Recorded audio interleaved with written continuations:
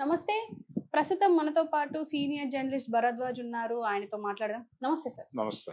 Sir, నిన్న అసెంబ్లీలో deputy CM Pawan Kalyan ఒక మాట అన్నారు. అంటే తెలంగాణోళ్ళకి తెలంగాణోళ్ళంబై అన్న ముచ్చట ఉంటది కానీ ఆంధ్ర వాళ్ళకి మాత్రం మాది ఈ కులం ఆ కులం అనే చెప్తారు కానీ ఆంధ్ర వాళ్ళం అని చెప్పరు అని చెప్పేసి అని అంటున్నారు. అసలు ఏ కాంటెక్స్ట్ లో ఇలా మాట్లాడుండొచ్చు అంటారు? ఏ ఉద్దేశం ఉండొచ్చు అంటారు? అంటే అందరం ఒక్కటే అని మాట్లాడుకోవడంలో ఎక్కడో లోపం జరుగుతోంది అనేది ఆయన ఉద్దేశం. అలాగే చంద్రబాబుకి తనకి మధ్య గ్యాప్ క్రియేట్ చేసే ప్రయత్నం చేస్తున్నారు. దానికి కూడా కులాలని వాడుతున్నారు అన్న పద్ధతిలో ఏదో ఒక అభిప్రాయం ఉంది ఆయన బ్రెయిన్లో. ఈ అభిప్రాయం నేపథ్యంలో ఆ మాట వాడేసి ఉంటాడు. కానీ ఆయన అయితే అందులో కొంత వాస్తవం ఉన్నమాట నిజమే. అంటే తెలంగాణలో ఎందుకు వచ్చింది ఈ స్పిరిట్ అనేది చూడాలి. తెలంగాణకు సంబంధించి కూడా చాలా గందరగోళాలు ఉన్నాయి. అంటే ఇక్కడ కూడా ఒక రకంగా తెలంగాణ సాయుధ రైతాంగ పోరాటం కూడా నిజాం వ్యతిరేక పోరాటంగా మాట్లాడేస్తున్నారు చాలా మంది తెలియక. అది నిజాం వ్యతిరేక పోరాటం కాదు. నిజాం వ్యతిరేక పోరాటం కాదు, అది తెలంగాణలో ఉన్న దొరతనం మీద పోరాటం.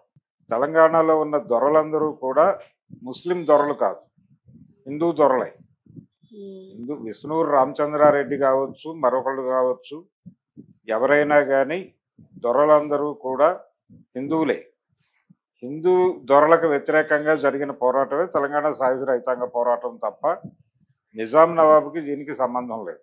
నిజాం నవాబు ప్రభుత్వం, ఆ ప్రభుత్వం వీళ్ళని కాపాడుకోవడం కోసం ఒక ప్రయత్నం చేసింది, సైన్యాలను పంపింది. కొమరం భీం మీద కూడా సైన్యాలను పంపింది ఆ ఉద్దేశంతోనే. అయితే ఇక్కడ దొరతనం మీద పోరాటం కూడా చూడాల్సి ఉంటుంది, రెండు కలిపి చూడాలి. అంటే ఒక రాజు, ఆ రాజు దగ్గర ఉండేటువంటి దొరలు, వీళ్ళ వ్యవస్థ, వీళ్ళ మీద రైతు కూలీలు చేసినటువంటి తిరుగుబాటు. అలా ఇక్కడ ఒక ప్రయత్నం జరుగుతోంది తెలంగాణలో ఇప్పుడు కాన్షియస్గా. అంటే ముస్లిం వ్యతిరేకత అనేది రెచ్చగొట్టే ప్రయత్నం నిజాం నవాబు పేరు మీదుగాను, గోల్కొండ నవాబుల పేరుగాను చేసే ప్రయత్నం ఒకటి జరుగుతోంది. ఈ ప్రయత్నంలో భాగంగా ఈ ప్రయత్నానికి ఊతమిచ్చే ఓ సినిమాలో నటిస్తున్నాడు ఆయన పవన్ కళ్యాణ్. వారి హరిహర వీరమ్మల్లో అదే కథ. గోల్కొండ నవాబులు కాలంలో ఔరంగజేబు పరిపాలన అక్కడ నడుస్తుండగా ఇక్కడ హిందూ సమాజం అనుభవించిన కష్టాల నేపథ్యంలో ఆ సినిమా నడవబోతోంది. ఆ విధంగా తెలంగాణలో కూడా ఒక డివిజన్ ఉంది అని చెప్పే ప్రయత్నం చేస్తున్నాడు పవన్ కళ్యాణ్. ఏ పవన్ కళ్యాణ్ అయితే తెలంగాణ వాళ్ళు తెలంగాణ వాళ్ళం అని చెప్పుకుంటారు అని చెప్పాడు, ఆంధ్ర వాళ్ళు కులాలుగా మాట్లాడుకుంటారని చెప్పాడు, అదే పవన్ కళ్యాణ్ ఇక్కడ ఒక డివిజన్ చేయడానికి ప్రయత్నం చేస్తున్నాడు. మరి అంత జ్ఞానం ఉన్నవాడు ఇది మానుకోవాలి కదా. హరిహర వీరమల్లు అనే కథకి ఎలా కనెక్ట్ అయ్యాడు ఆయన? కాబట్టి అక్కడ కులాల పేరుతో చీలి ఉండటం కూడా, కులం పేరుతో ఎందుకు మాట్లాడుకుంటున్నారు జనాలు? కులాల పేరుతో అసోసియేట్ అవుతున్నారు. భారతదేశంలో కులం లేదు అని మాట్లాడటం అంటే, కింది కులాల వాళ్ళు కులం లేదంటే అది వేరే గొడవ. అంటే కులం లేదు అని కింది కులాల వాళ్ళు అంటే పై కులాల వాళ్ళని కిందకు లాగుతున్నాడని అర్థం. అంటే అందరినీ సమానం చేయడానికి ఒక ప్రయత్నం జరుగుతోందని అర్థం. అన్ని కులాలు సమానమే అని చెప్పి పై కులం వాడు మాట్లాడితే కింది కులాల వాళ్ళని దోపిడీ చేయడానికి ఏదో ప్రయత్నం చేస్తున్నాడు అని అర్థం. అందుకని ఒకే నినాదం, మనుషులంతా ఒక్కటే అనే నినాదం ఎవరిచ్చినా ఒకటే కాదు. కింది కులం వాడిస్తేనేమో పై కులం వాడిని కిందకు లాగుతున్నాడు అని అర్థం, పై కులం వాడిస్తే కింది కులం వాడిని దోపిడీ చేయడానికి ఇస్తున్నాడు అని అర్థం. కాబట్టి కుల సమాజం మంది. ఇక్కడ వర్గాల కంటే కులమే ఉంది, వర్గమే కులం. కమ్యూనిస్టులు ఏం చెప్తారంటే వర్గ సమాజం అని చెప్తారు. భారతదేశం కాంటెక్స్ట్ లో కుల సమాజం అని మాట్లాడాలి. కులాలను అర్థం చేసుకోవటమే భారతదేశాన్ని అర్థం చేసుకోవటం. కాబట్టి ఆంధ్రప్రదేశ్ వరకే మాట్లాడాల్సి వస్తే, ఆంధ్రప్రదేశ్లో దోపిడీ కులాలు కొన్ని ఉన్నాయి.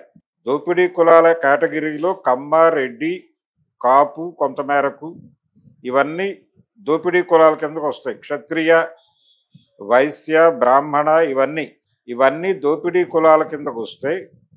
దోపిడీకి గురయ్యే కులాలు కొన్ని ఉన్నాయి అక్కడ, మాల, మాదిగ, రెల్లి తదితరాలు. అలా ఉపకులాలు చాలా ఉన్నాయి కింద. ఈ కులాలన్నీ, కింది కులాలన్నీ కూడా దోపిడీకి గురయ్యే కులాలే. ఒక ఊరికి వెడితే, ఒక గ్రామానికి గనక వెడితే, ఆ గ్రామంలో ఊరు దళిత వాడలు విడిగా ఉంటాయి. మాలపల్లి ఉంటుంది, మాదిగూడెం ఉంటుంది. ఎందుకు ఉంటున్నాయి అవి ప్రత్యేకంగా? అంటే వాళ్ళు పనులు చేస్తారు, పొలాలన్నీ వీళ్ళ చేతుల్లో ఉంటాయి. వీళ్ళ పొలాల్లో వాళ్ళు వచ్చి పని చేస్తారు. కాబట్టి వాళ్ళు బానిస కులాలు, వీళ్ళేమో ఆధిపత్య కులాలు.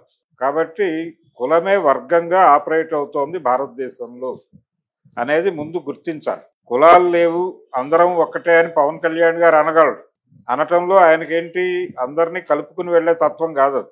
కింది కులాల వాళ్ళ వృత్తుల్ని మేము కబ్జా చేస్తామని చెప్పడం ఇది జరిగింది గతంలో కమ్మ సామాజిక వర్గం నుంచి మనుషులంతా ఒక్కటే అనే నినాదం చాలా మంది ఇచ్చారు. ఈ ఇవ్వడం ద్వారా వాళ్ళు ఏం చేశారంటే కింది కులాల వాళ్ళ కుల వృత్తులన్నిటినీ కబళించేసి బ్రైట్స్ వైట్స్ అనే పేరుతో రజకుల వృత్తిని కబ్జా చేశారు. రజకుల వృత్తిని కబ్జా చేసి డ్రై క్లీనింగ్ షాపులు పెట్టారు. అందులో పనిచేసేది వాళ్లే, పనిచేసేది రజకులే, కానీ డబ్బులు వీళ్ళకెళ్ళిపోతాయి. ఎవరైతే కమ్మ సామాజిక వర్గానికి చెందిన వాళ్ళు పెట్టుబడి పెట్టారో వాళ్ళకి వెళ్ళిపోతాయి.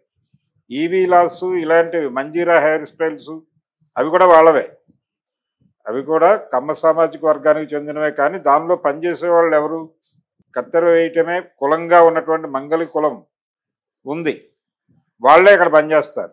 వీళ్ళు పనిచేయరు. వీళ్ళు డబ్బులు ఆపరేట్ చేసి అక్కడ వచ్చే డబ్బులు తీసుకుంటారు. పెట్టుబడి వీళ్ళది, శ్రమ వాళ్ళది. వాళ్ళ శ్రమను అక్కడ దోచుకుంటారు వీళ్ళు. అలా కింది కులాల శ్రమని దోచుకోవడానికి మనుషులంతా ఒక్కటే అని చెప్తారు. అలాగే పాపులర్ షూ మార్ట్ అనే పేరుతో చుక్కపల్లి పిచ్చయ్య గారు చెప్పుల వ్యవస్థ నడిపారు, చెప్పుల ప్రపంచం. దానిలో పనిచేసే వాళ్ళందరూ మాదిగలే, చెప్పులు కుట్టేవాళ్ళు. వాళ్ళది కాదు ఆ కంపెనీ, పెట్టుబడి చుక్కపల్లి పిచ్చయ్య గారిది. డబ్బులన్నీ, లాభాలన్నీ ఆయనకి వెళ్తాయి. వీళ్ళు అలాగే రోజువారీ జీతాలు తీసుకుని మాడిపోతూ ఉంటారు. ఇది కుల సమానత్వం. పై కులాల వాళ్ళు చెప్తే ఇలా ఉంటుంది, కింది కులాల వాళ్ళు చెప్పాలి మనుషులంతా ఒక్కటే అనేది. రెల్లి కులం వాళ్ళు లేకపోతే మాదిగలో మాలలో చెబితే వాళ్ళని కూడా లాగి కింద కూర్చోబెట్టడం. నిచ్చెన మెట్ల వ్యవస్థ మంది. నిచ్చెన మెట్ల వ్యవస్థ అని ఎందుకంటామంటే, ఒక కులం మీద ఇంకో కులం, ఇంకో కులం మీద ఇంకో కులం నిలబడి ఉంటుంది. ఇక్కడ ప్రతి కులము కూడా ఒక కులాన్ని తొక్కుతూ ఇంకో కులం చేత తొక్కబడుతూ ఉంటుంది. కాబట్టి ప్రతి ఒక్కడితోనూ ఘర్షణ పడుతూ ఉంటాడు. ఈ ఘర్షణని కాపాడుకోవటమే కుల వ్యవస్థ లక్ష్యం. అందుకని కుల వ్యవస్థను అర్థం చేసుకోకుండా మాట్లాడేస్తున్నాడు ఆయన. కులం లేదు అని చాలా ప్రోగ్రెసివ్ గా మాట్లాడేస్తున్నానని అనుకుంటున్నాడు, కానీ ఆయన కులం లేదు అంటాం ప్రోగ్రెసివ్ కాదు. కులాన్ని గుర్తించి కులాన్ని అర్థం చేసుకుని కులాన్ని ఎలా తొలగించాలి. అంబేద్కర్ ఏం చెప్పాడు, కుల నిర్మూలన అన్నాడు. కుల నిర్మూలన సాధ్యం కాదని చెప్పాడు ఆ పుస్తకంలో. కులాల మధ్య కనీసం ప్రజాస్వామిక వాతావరణం తీసుకురాగలిగితే మన జన్మ ధన్యమైనట్టుగా భావించాలని రాశాడు. కాబట్టి అది కూడా లేదు మన దగ్గర, అది కూడా లేదు. ఈ రోజుకి కుల దోపిడీ కొనసాగుతోంది ఆంధ్రప్రదేశ్లో. తెలంగాణలో కూడా కొనసాగుతోంది. తెలంగాణలో దోపిడీ కులాలు ఉన్నాయి. తెలంగాణలో కూడా కులరహిత సమాజం ఏం కాదు. ఇక్కడ కూడా దోపిడీకి గురవుతున్న కులాలు ఉన్నాయి, దోపిడీ చేస్తున్న కులాలు ఉన్నాయి. వెలమ దొరలు ఉన్నారు కదా ఇక్కడ కూడా. ఆంధ్ర ప్రాంతం నుంచి వచ్చి స్థిరపడినటువంటి నిజామాబాద్ ఏరియాలో ఉన్నటువంటి కమ్మ భూస్వాములు కూడా ఉన్నారు కదా ఇక్కడ. ఖమ్మం జిల్లాలో కమ్మ భూస్వాముల ప్రాభవం ఉంది కదా. కాబట్టి అగ్రకులాల దోపిడీ ఇక్కడ ఉంది. ఇక్కడ కూడా బానిస కులాల అణచివేత ఉంది. అయితే ఒక ప్రాంతంగా అణచివేతకు గురవుతున్నాము అనే ఉద్దేశంతో వీళ్ళందరూ ఐక్యమై మా పరిపాలన మేము చేసుకుంటాం అని ఒక నినాదంతో కదిలినప్పుడు, ఆ నినాదం వెనకాల మేమందరం తెలంగాణ వాళ్ళము, మీరు ఆంధ్ర వాళ్ళు అని చెప్పి ఒక నినాదంగా పుట్టింది అది. అలా ఒక ఐక్యత వచ్చింది. జయాంధ్ర ఉద్యమం టైంలో అక్కడ కూడా ఐక్యత వచ్చింది, ఆ మాట వచ్చింది అప్పుడు కూడా. మేము ఆంధ్ర వాళ్ళం, మేమెందుకు నాన్ లోకల్ అవుతాం, అక్కడ మా రాజధాని అని చెప్తున్న హైదరాబాద్లో మమ్మల్ని నాన్ లోకల్ అంటే మేము అక్కడ ఎందుకు ఉండాలి, మేము ఆంధ్ర వాళ్ళం, మాకు ఒక రాజధాని కావాలని కదా జయాంధ్ర ఉద్యమం 72లో జరిగింది. ఆ స్పృహ ఉందా పవన్ కళ్యాణ్కి? కాకాని వెంకటరత్నం చచ్చిపోయాడు కదా అందులో జయాంధ్ర ఉద్యమం టైంలో హార్ట్ అటాక్ వచ్చి. ఎందుకు జయాంధ్ర ఉద్యమం జరిగిందో ఈ రోజుకి క్లారిటీ లేదు ఎవరికి. జయాంధ్ర ఉద్యమం అది ఆ రోజున విద్యార్థులు మొదలుపెట్టినటువంటి ఉద్యమం. అది అంటే హైదరాబాదులో ఉద్యోగాలు ఉన్నాయి, కానీ హైదరాబాదులో మమ్మల్ని నాన్ లోకల్ అంటున్నారు. సుప్రీంకోర్టు కూడా జడ్జిమెంట్ ఇచ్చింది 72లో, ముల్కీ నిబంధనలు ఉండాల్సిందే అని చెప్పిన తర్వాత విద్యార్థి లోకం తిరగబడింది. అంటే మా రాజధాని అని చెప్తున్న దగ్గర మేము నాన్ లోకల్ అన్న తర్వాత మేము ఎక్కడ ఉద్యోగాలు చేయాలి అని చెప్పి వాళ్ళు గొడవ చేశారు. ఈ గొడవని వాడుకోవాలనుకున్నారు కాకాని వెంకటరత్నం గారు వీళ్ళు. వాడుకుని అప్పుడు పివి నరసింహారావు ముఖ్యమంత్రి, ఆయన భూ సంస్కరణల చట్టం తీసుకొస్తున్నాడు. ఈ భూ సంస్కరణల చట్టాన్ని కొంత వాయిదా వేయించాలనుకున్నారు ఆంధ్ర ప్రాంతానికి చెందిన భూస్వాములు. లేకపోతే భూములు కోల్పోవాల్సి వస్తుందని భయం. అందుకని భూ పరిమితి చట్టాన్ని ఆపటం కోసం జయాంధ్ర ఉద్యమాన్ని వాళ్లే రేపారు. వాళ్ళు వెనకాలండి సపోర్ట్ చేసి గొడవని చేసి ప్రభుత్వం బర్తరఫ్ అయ్యేలా చేసి రాష్ట్రపతి పాలన వచ్చేలాగా చేసి కొంత టైం తీసుకుని ఈ లోపల వాళ్ళ ల్యాండ్స్ అన్ని సెటిల్ చేసుకున్నారు. సెటిల్ చేసుకొని కుక్కల పేరుతో గద్దర్ పాడేవాడు, కుక్కల పేరుతో పిల్లుల పేరుతో కూడా భూమి పెట్టేసి మా దగ్గర ఏమీ లేదు అని చెప్పి ఈ భూ పరిమితి చట్టం నుంచి బయటపడిపోయారు వాళ్ళు. ఈ బయట పడిపోవడానికి కావలసిన వెసులుబాటు కోసం ఆ ఉద్యమాన్ని వాడుకున్నారు, జయాంధ్ర ఉద్యమం. ఎప్పుడైతే వీళ్ళ పనులు సెటిల్ అయిపోయినాయో కేంద్ర ప్రభుత్వంతో రాజీ పడిపోయి ఏవో కొన్ని ప్రయోజనాలు పొంది ఆ ఉద్యమాన్ని వెన్నుపోటు పొడిచారు. పొడిచిన తర్వాత వెంగళరావు ముఖ్యమంత్రిగా మళ్ళీ కాంగ్రెస్ ప్రభుత్వమే వచ్చింది ఉమ్మడి రాష్ట్రంలో. పివి నరసింహారావు పోయి వెంగళరావు గారు వచ్చాడు. ఈ చరిత్ర తెలుసుకుని మాట్లాడాలి పవన్ కళ్యాణ్ గారు. ఇక్కడ తెలంగాణ వాళ్ళం మనం అనటానికి ఒక ప్రాతిపదిక ఉంది, అక్కడ ఆ ప్రాతిపదిక లేదు. లేకపోవడానికి కారణం కూడా ఆంధ్ర భూస్వాములే. ఇక్కడ తెలంగాణ ఉద్యమం రావడానికి కారణం వాళ్లే. ఎన్టీఆర్ సీఎం అయిన తర్వాత ఆంధ్ర వాళ్ళ కేంద్రీకరణ పెరిగింది తెలంగాణలో. తెలంగాణలో సినిమా థియేటర్లు కట్టడం కావచ్చు, ఇతర పెట్టుబడులు పెట్టడం కానీ ఎన్టీ రామారావు సీఎం అయిన తర్వాత చాలా ఎక్కువగా జరిగింది. అంతకుముందు జరిగిన దాంతో పోలిస్తే 3 ఇంతలు ఎక్కువ జరిగింది. అంతకు ముందు కూడా వలసలు వచ్చారు అక్కడి నుంచి. ఇప్పుడు నిజామాబాద్లోనూ అక్కడ ఇప్పుడు ఏబిఎన్ రాధాకృష్ణ గారు కూడా వారు నిజామాబాద్ నేను తెలంగాణ వాడిని చెప్తాడు కానీ ఆయన రూట్స్ అక్కడే ఉన్నాయి ఆంధ్రాలో. అక్కడి నుంచి వలస వచ్చినటువంటి కుటుంబాలకు చెందిన వ్యక్తి ఆయన. ఇలా అనేక మంది మొదటి నుంచి వలసలు రావటం ఉంది. ఎందుకంటే ఇక్కడ తక్కువ రేటుకు భూమి దొరుకుతుంది. ఆంధ్రాలో ఎకరం అమ్మితే ఇక్కడ 10 ఎకరాలు కొనే పరిస్థితి.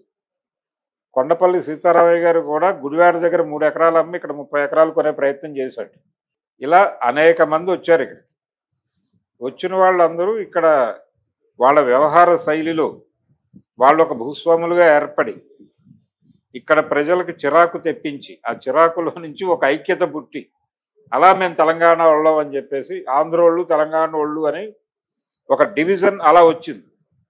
అలా వచ్చిన డివిజన్ని పొలిటికల్గా వాడుకునే ప్రయత్నం ఇక్కడ చేశారు, అక్కడ చేశారు. ఇక్కడ కేసీఆర్ లాంటి వాడు చేస్తే అక్కడ కాకాని వెంకటరత్నం గారు చేశారు. కాబట్టి పోలికలు గొడవలు అన్నీ ఉన్నాయి. అక్కడ వాళ్ళు అనుకున్నారు ఒకప్పుడు ఆంధ్ర వాళ్ళమని, తెలంగాణ వాళ్ళమని వీళ్ళు అనుకున్నారు. ఒక్కసారి చరిత్రని చదివి మాట్లాడితే బాగుంటుంది ఉప ముఖ్యమంత్రి గారు. అలాగే కులం అనేది అదేదో చాలా హీనమైన వస్తువు, కులం గురించి మాట్లాడటం తప్పు అని మాట్లాడటం తప్పాయి. కులం మీదే కథ నడుస్తోంది అనే విషయం తెలుసుకోవాలి. ఆయనకు కూడా ఏ కేటగిరీలో ఆ ప్రాధాన్యత దక్కుతోంది, కాపు సామాజిక వర్గం, ఆ కలయిక సమీకరణలు అవన్నీ ఉన్నాయి. ఆయనే అన్నట్టుగా మా ఇద్దరి మధ్య చిచ్చు పెట్టడానికి ప్రయత్నం చేస్తున్నారు అన్నాడు ఆయన. ఎవరిద్దరి మధ్య? ముఖ్యమంత్రికి ఉప ముఖ్యమంత్రికి మధ్య చిచ్చు పెట్టడానికి ట్రై చేస్తున్నారు అని. అంటే కాపు కమ్మ మధ్య చిచ్చు పెట్టడానికి ప్రయత్నం చేస్తున్నారు అని. ఎందుకు పవన్ కళ్యాణ్ని కాపు సామాజిక వర్గం ఒకప్పుడు రెడిక్యూల్ చేసింది? వంగవీటి మోహన్ రంగా తర్వాత కాపు సామాజిక వర్గానికి ఒక బలమైన నాయకుడు లేకపోయాడు. చిరంజీవి అవుతాడనుకున్నాం కాలేకపోయాడు, పవన్ కళ్యాణ్ అవుతాడనుకున్నాం కాలేకపోయాడు.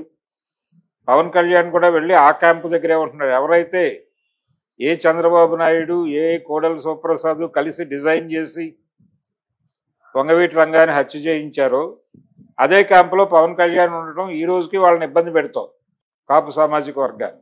అయినప్పటికీ ఈయన పద్ధతిలో ఈయన చేస్తున్నాడు. ఎందుకు ఆ రోజున చేయగొండ హరిరామ్ జోగయ్య ఉత్తరం రాసేయడానికి నువ్వు పవర్ షేరింగ్ మాట్లాడు అని 2.5 సంవత్సరాలు చంద్రబాబు 2.5 సంవత్సరాలు నువ్వు ముఖ్యమంత్రిలాగా ఉండేలాగా ఒక ఒప్పందం చేసుకొని ఎందుకు లెటర్ రాశాడు హరిరామ్ జోగయ్య? కాపు ముఖ్యమంత్రి కావాలి అనే వాళ్ళ కోరిక తీరటం లేదు. రంగా కాపునాడు పెట్టినప్పుడు ఆ నినాదం వచ్చింది బయటకి విజయవాడలో. రంగా హత్యకి కారణాల్లో అది కూడా ఒకటి. అంటే కాబోయే ముఖ్యమంత్రి వంగవీటి రంగా నినాదాలు ఇచ్చారు ఆ రోజున కృష్ణా నదిలో జరిగినటువంటి కాపునాడు మీటింగ్లో. ఆ నినాదమే చంపేసింది రంగాని అనేవాళ్ళు ఉన్నారు ఇప్పటికీ. ఎన్టీఆర్ అలర్ట్ అయిపోయాడు. పైగా మహానాడు జరిగిన చోటే జరిపారు. అది మహానాడుకు వచ్చిన వాళ్ళకంటే ఎక్కువ జనాలను పట్టుకొచ్చారు వాళ్ళు. పట్టుకొచ్చి కాబోయే ముఖ్యమంత్రి వంగవీటి రంగాన్ని ప్రొజెక్ట్ చేశారు. ఆ ప్రొజెక్ట్ చేయటమే ఆయన మరణానికి కారణం అని నమ్మే నాయకులు ఇప్పటికే ఉన్నారు. సుబ్రహ్మణ్యం లాంటి వాళ్ళు ఓపెన్ గానే మాట్లాడుతున్నారు. కాబట్టి ఇంత గందరగోళం ఉంది. ఆ రోజున కోస్తా జిల్లాలు తగలబడ్డాయి. విజయవాడ నగరం తగలబడింది రంగా హత్య జరిగిన తర్వాత. వీటిని కాపు కమ్మ గొడవలుగా చెప్పే ప్రయత్నం ఇప్పటికీ చేస్తున్నారు చరిత్రకారులు. ఇవి కాపు కమ్మ గొడవలకు కారణం కావచ్చు, కానీ అవే ప్రధానం కాదు ఈ ఊళ్ళు తగలబట్టడానికి. కింది కులాలకి, పర్టికులర్ గా శ్రామిక కులాలకి వంగవీటి రంగా ఉపయోగపడ్డాడు. తమకి ఉపయోగపడే నాయకుడిని చంపేశారు అనే కోపంతో వీళ్ళు ఒక్కసారి ఊళ్ళ మీద తిరుగుబాటు ప్రకటించి తగలబెట్టేశారు ఊళ్ళకు ఊళ్ళు. ఆ తగలబెట్టడం వెనకాల కింది కులాల వాళ్ళ కోపం ఉంది. అది ఒక రకమైన వర్గ పోరాటం. దాన్ని స్టడీ చేసే ప్రయత్నం ఈ రోజుకి ఎవరు చేయట్లేదు. అవేమీ చేయకుండా కులం లేదు, ఏమీ లేదు అని చెప్పి మాట్లాడుతున్నాడు ఇప్పటికీ పవన్ కళ్యాణ్ అమాయకంగా. ఇప్పటికే ఆయన మాట్లాడుతాడు, రంగా గారు మా ఇంటికి వచ్చేవాడు, మా అన్నగారి దగ్గరికి నేను కాఫీ ఇచ్చాను, టీ ఇచ్చానని మాట్లాడుతూ ఉంటాడు ఆయన. ఇవన్నీ ఊరికనే మాట్లాడుకోవడానికి బాగుంటాయి, కానీ రంగా స్పిరిట్ని ముందుకు తీసుకెళ్లే కార్యక్రమం కాదు. ఇప్పటికే ఆయనకు అర్థం కావట్లేదు రంగా స్పిరిట్ ఏమిటి అనేది అర్థం కావట్లేదు. ఆయన ఇష్టం